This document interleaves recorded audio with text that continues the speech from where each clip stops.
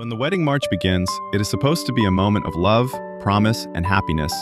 But for many gay people, marriage is tied to both dreams and pain. In some countries and places, same-sex couples can now hold the hand of the person they love and walk into marriage.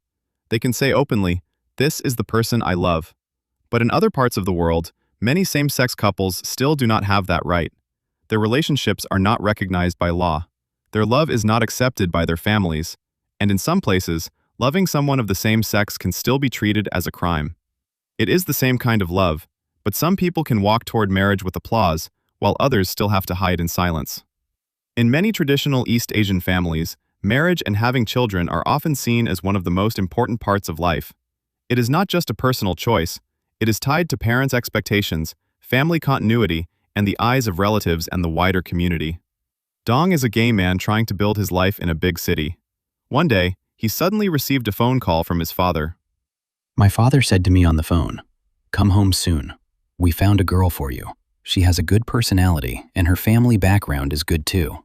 You should come back and meet her. If it feels right, you can think about getting married." But my family does not know that I am gay. Since I was 20, they have been introducing girls to me. They want me to get married early, have children early, and live what they believe is a normal life. But for me, every blind date feels like a reminder. I am being pushed toward a life that does not belong to me. In Dong's hometown, many people believe that when children grow up, they should get married. If someone reaches a certain age and is still not married, it is no longer seen as just a personal choice. It can be seen as something shameful. Neighbors ask questions, relatives keep pushing, and parents also feel pressure from the people around them. For many gay people, marriage becomes a question that is always hanging over their heads. They are afraid of being pushed to marry.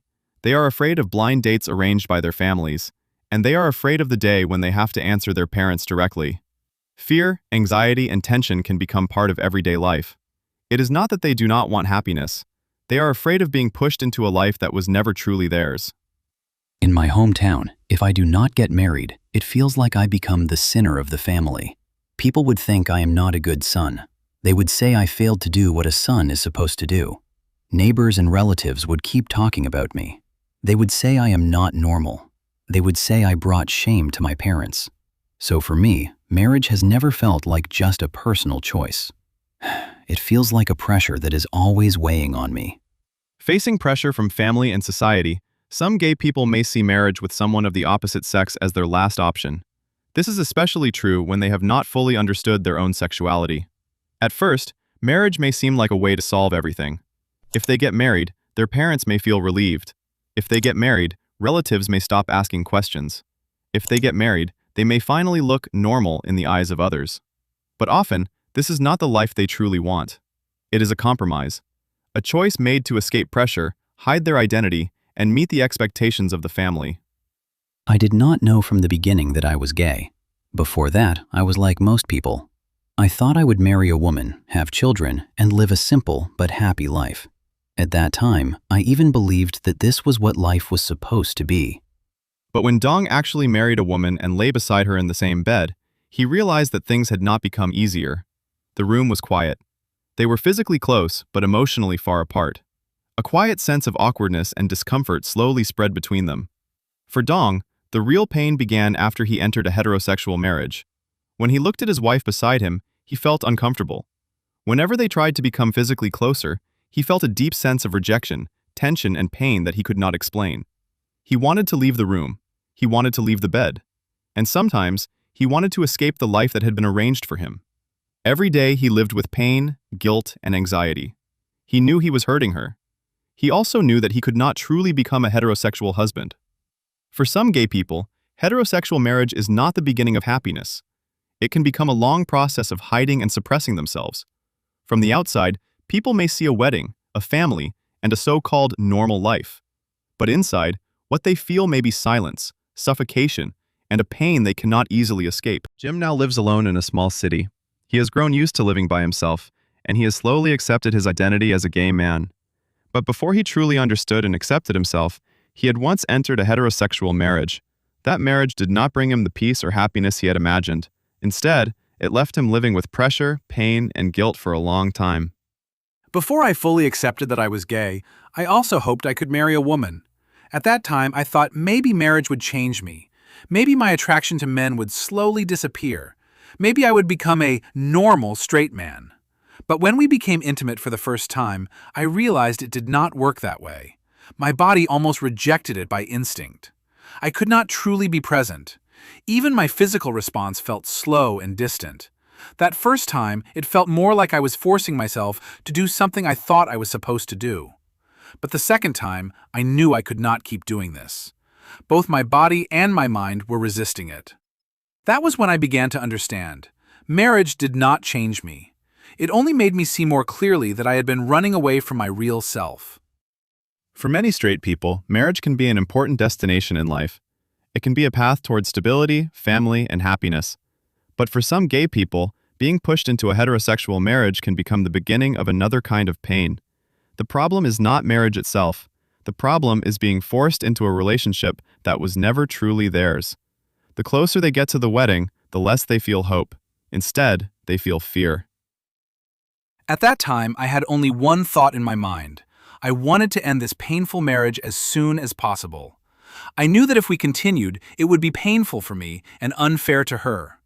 I wanted to leave the marriage, move to another city, and start over by myself.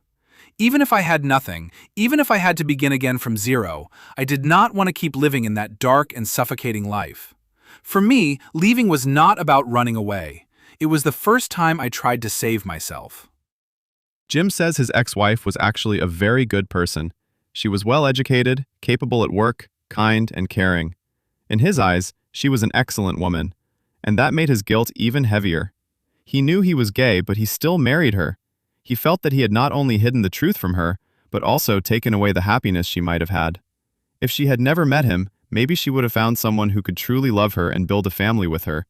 But the truth is, until they divorced, she never knew Jim was gay. In that marriage, Jim was hiding himself, and at the same time, he was hurting someone innocent. When Dong looks back on that heterosexual marriage, he still feels deeply guilty. It was not only a relationship that caused him pain, it also made him realize that his choice had hurt another innocent person. When I was with her, I was always picking on small things. I would complain that she did not do housework, that her habits were messy, or that the room was not clean. But later, I realized the problem was not really her. When you live with someone you do not truly love, you start looking for reasons to reject them. Small things become problems. Small emotions become arguments. The truth is, I was not really rejecting her as a person. I was rejecting that relationship, and I was rejecting the fake version of myself inside it. Dong's marriage with his wife lasted less than 3 months. It began quickly and it ended quickly. To be honest, I still feel very guilty. I knew I was gay, but I still held on to a small hope that maybe, if I got married, I would slowly become straight. With that unrealistic hope, I entered a heterosexual marriage. But in the end, I realized that I did not change myself. Instead, I deeply hurt another person. That guilt still stays with me today. Besides gay people being pushed into marriage with straight partners, there is another kind of marriage that exists in some Asian societies, a lavender marriage, or a marriage of convenience. In this kind of marriage, a gay man and a lesbian woman may choose to get married, not because they are in love, but because they both need to face pressure from family, relatives, and society. From the outside, they may look like a normal couple.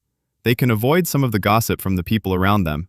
But the foundation of this marriage is often not love. It is cooperation.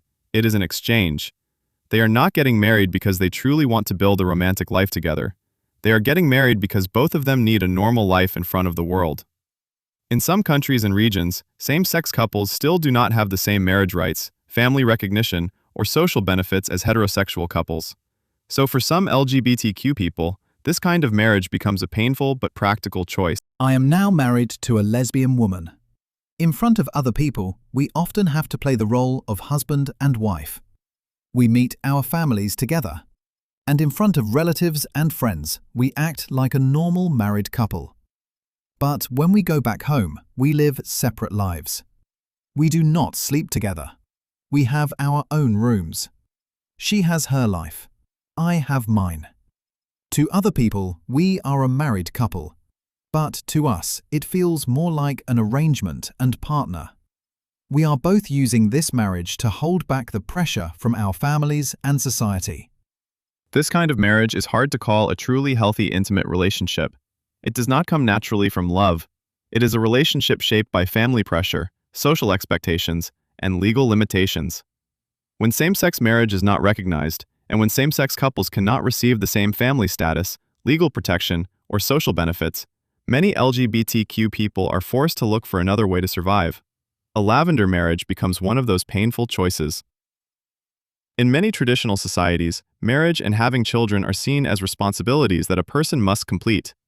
If someone does not marry or have children, they may be seen as unfilial, abnormal, or as someone who has failed their family. This belief has existed for a long time, and it continues to shape generation after generation. But when a gay person faces this kind of cultural pressure, what are they supposed to do? Should they keep hiding themselves and live the life that others expect? Or should they face misunderstanding, disappointment, and judgment, and choose a life that truly belongs to them? For many people, this is never a simple choice. Because they are not only facing love, they are facing family, tradition, responsibility, shame, and the eyes of society.